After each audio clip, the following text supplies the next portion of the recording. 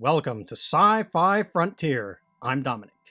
In this video, I'm going to be talking about the Man from Earth Holocene. So I did a video a little while back where I talked about the Man from Earth, that movie. And so this is the sequel, the Man from Earth Holocene. So this is one of those cases where when you're telling a story or making movies, you gotta quit while you're ahead. That's how I feel about this.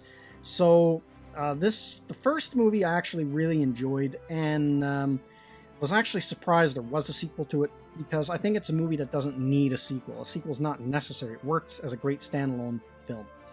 And now the problem with this movie is it's a movie that is trying to set up a series, and I think that's what cripples the sequel. It was a sequel that shouldn't have been made to begin with, and on top of that, it's trying to set up a series.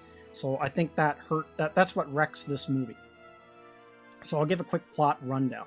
So it's 10 years after, like literally 10 years after, because the first movie was made in 2007, this one was made in 2017. And now John Oldman has moved on to a different college, and he has a different name, and he is a professor of religious history. But events are starting to unfold that people are going to start to figure out who he is, that this guy is 14,000 years old. And so the group of students that actually really look up to him, it's a group of female students and a few like female friends, and there's a few guys mixed in there. But one of the female students that's kind of like the focal point of the movie is played by Akima Look. So she ends up finding a book at John Oldman's house written by the character that William Catt played in the first movie, Dr. Art Jenkins. So she finds this book, and in the book is all about the story of the first film, how they spent a night with John Oldman, and he told them this incredible story that he was 14,000 years old, and then how Dr. Jenkins totally disbelieved the story and actually went to investigate it to prove him wrong, but ended up becoming a believer and wrote this book, and it destroyed his academic career because he wrote this book. But now, as she reads the book, she starts to become convinced that her teacher, which is John Oldman, is the same guy that he's talking about in this book. And so she goes out of her way to contact Dr. Jenkins and to tell him that her religious history teacher is probably the same guy that he wrote about and he spent the night with in that house all those years ago. So then the movie really takes off from there. And so that's the basic rundown of the plot, without going into heavy spoilers. And then there's a few themes that they try to tackle in this movie, like having having really deep set religious views or even a worldview, and having some event that could threaten or shatter that worldview, how you would respond to it. And then also there's like environmental themes kind of lightly sprinkled in there too in this movie as you watch it. So what I liked about the film is it brings back a few Star Trek actors again. So in this one, Michael Dorn is in this one, and he plays the head dean of the college that John Oldman teaches for. And they also bring back John Billingsley, Dr. Phlox from Enterprise. So now I'm going to get into more detail about the film, so spoiler alert. So the problem with this movie is, now the first one was like a little gem of a movie because it showed that how much you could do on a shoestring budget if you knew how to write it properly, or the proper execution of it. Because the whole movie took place in one house, and that was it. And in this one, they've expanded it. There's a bunch of different locations and things like that. And the problem, as I said earlier, is it's setting up a series. So now the movie kind of sets up the idea that the students, they want to hold John Oldman at his house, and they're trying to, so William Catt's character, Dr. Jenkins, can catch up there and confront him. So there's this kind of like this idea that they're going to end up confronting each other. And so the students try to keep John Oldman there, and they just confront him and tell him, like, we figured it out, we know you're 14,000 years old. And again, John Oldman is packing up, and he's getting ready to take off because he starts to figure out that, well, people are starting to get wise that, maybe he's been around a little too long. So he's ready to take off like he did in the first movie. And now his living girlfriend is played by Vanessa Williams, and she doesn't understand it, but he told her, like I told you this right from the start, that eventually he'd have to leave.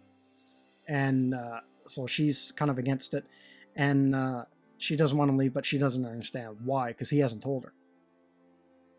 So then what ends up happening is the students come to confront him at his house, and they want to hold him there until William Katt's character shows up, because William Katt's character wants to confront him.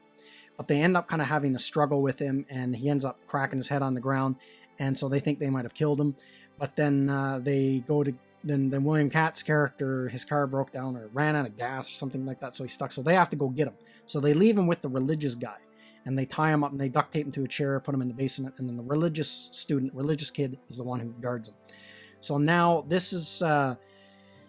Now the religious kid at this point in the movie starts to have a mental breakdown, because if this story that he's being told that John Oldman is really 14,000 years old, and you got to remember, John Oldman claimed he was Jesus. And so, and then that the Bible has been kind of like, has been fabricated a lot and kind of blew the story up, that he's not really the son of God. He just had some good ideas that he learned from Buddha. So this religious kid kind of has like a mental breakdown. And so, spoiler alert, he ends up stabbing John Oldman. And then he, as he finishes stabbing him, he realizes he screwed up and he takes off. So then when the other students show back up at the house with William Katt's character, they see that John Oldman, there's blood on the floor, the other kid is gone, and then John Oldman himself is gone. They don't know where he went. So that was a part of the film that I was kind of disappointed in. I would have liked to seen that confrontation actually happen. Like, what would have happened, or what would William Katt's character have said to John Oldman if they had met face to face, which they don't in the movie, which they kind of set up that was going to happen, but it doesn't happen. So that doesn't get paid off. And then now the movie kind of ends. John Oldman has basically turns back on civilization, because now in this time it's getting really hard for him to stay undercover because of social media. It's harder and harder for him to stay out of the limelight.